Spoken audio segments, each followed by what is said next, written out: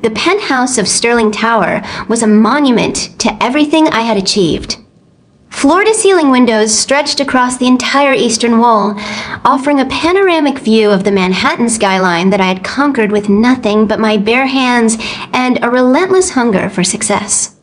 The Italian marble floors gleamed under the soft glow of custom crystal chandeliers that had cost more than most people's homes. The walls were adorned with original masterpieces: Picasso, Monet, a Rothko I had purchased at auction after outbidding a Saudi prince.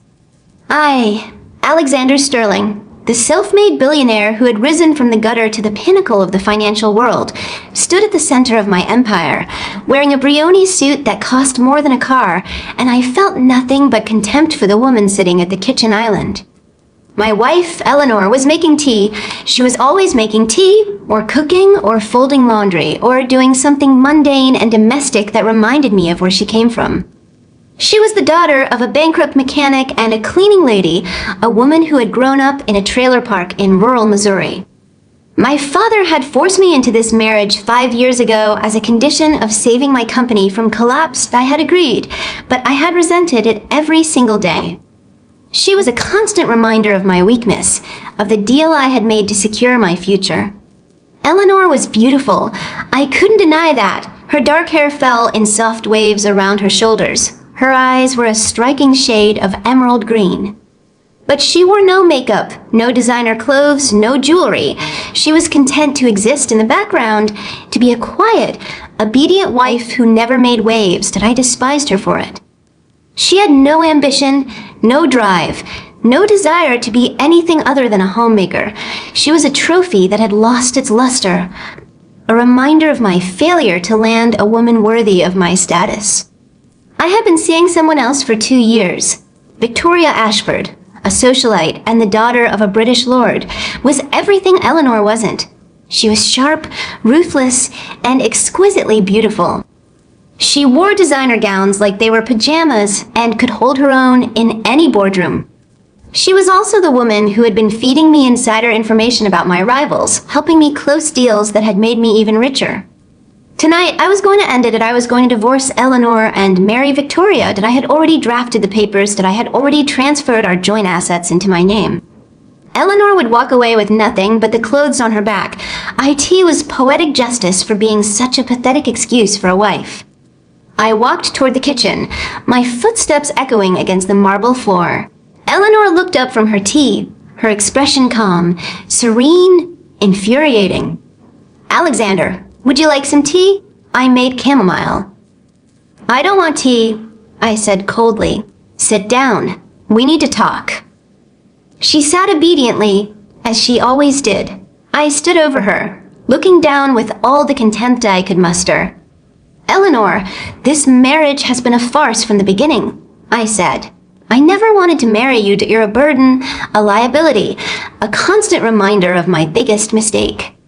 I've met someone else. Someone who actually belongs in my world, and I'm filing for divorce. You have 72 hours to pack your things and leave. I've already had the lawyers prepare the papers. Sign them, and you can go quietly." Eleanor stared at me.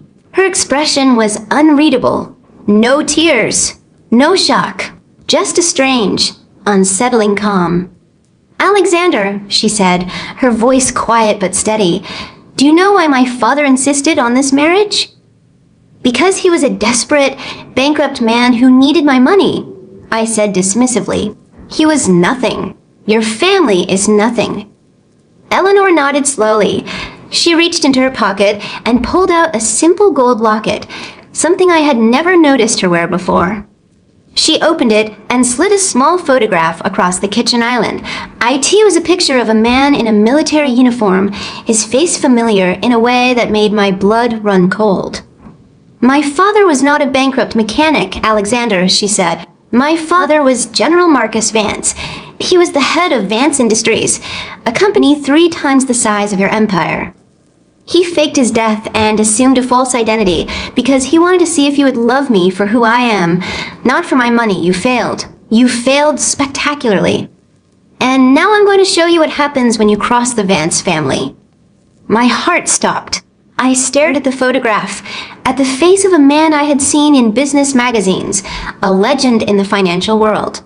General Vance was worth $50 billion. He was untouchable. That's impossible, I said. He died years ago. There was a funeral. There was a staged funeral, Eleanor said calmly. My father is alive and well, and he has been watching you, Alexander. He has been collecting evidence of your insider trading, your embezzlement, your affair with Victoria Ashford, your conspiracy to steal proprietary information from your rivals. He has enough evidence to put you in prison for the rest of your life, but he's giving you a choice. Walk away with nothing or go to prison. It's your decision. She stood up. Her posture was different now, confident, commanding. The woman I had dismissed as a simple homemaker suddenly seemed like a queen.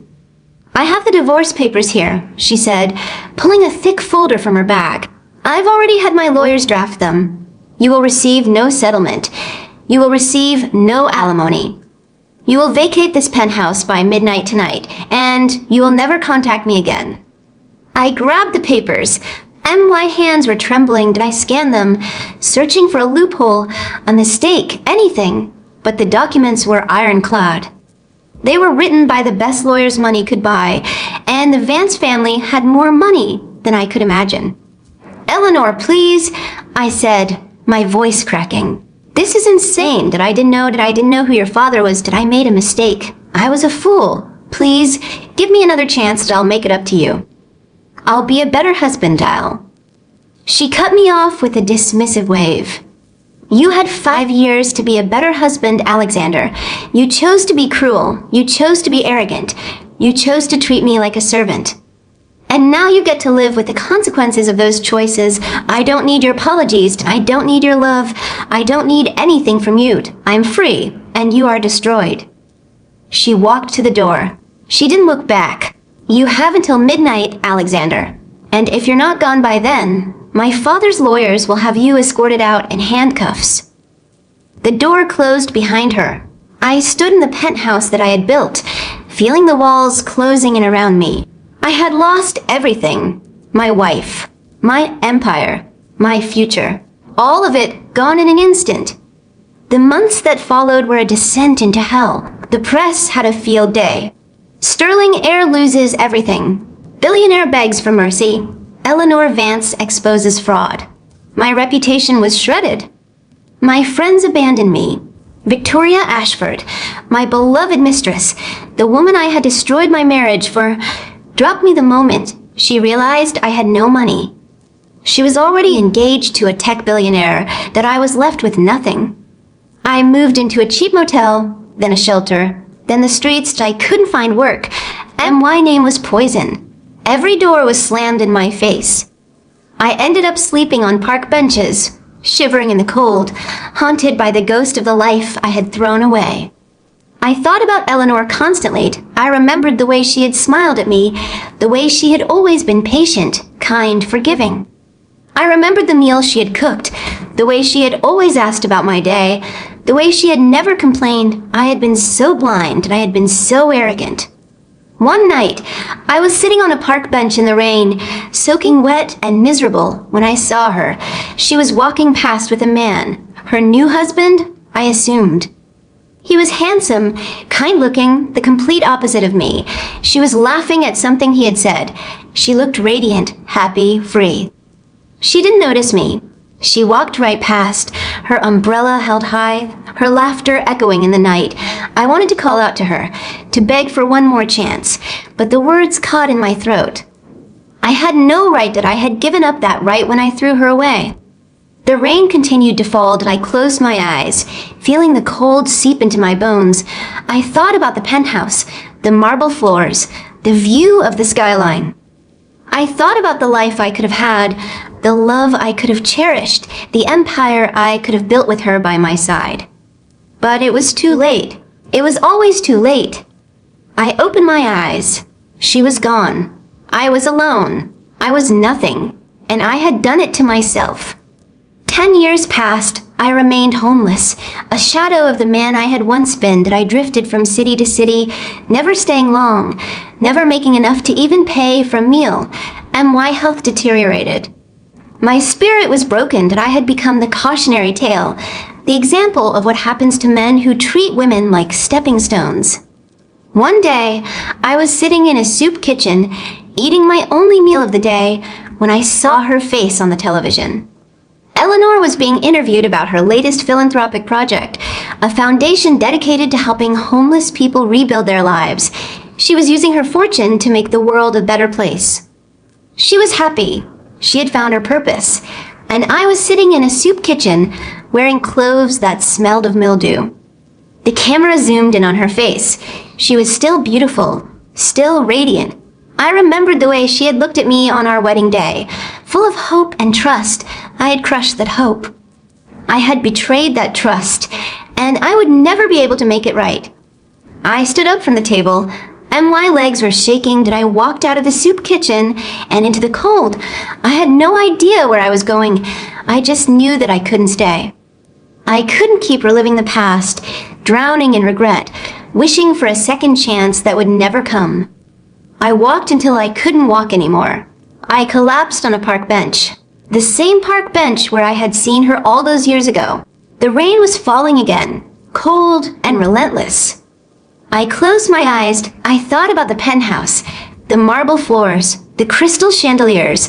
I thought about Eleanor's smile, her kindness, her unwavering loyalty. I thought about the life we could have had, a life of love, partnership, mutual respect, a life I had destroyed with my own arrogance. I felt the cold settling into my bones, a permanent chill that would never leave. I was dying, but I could feel it.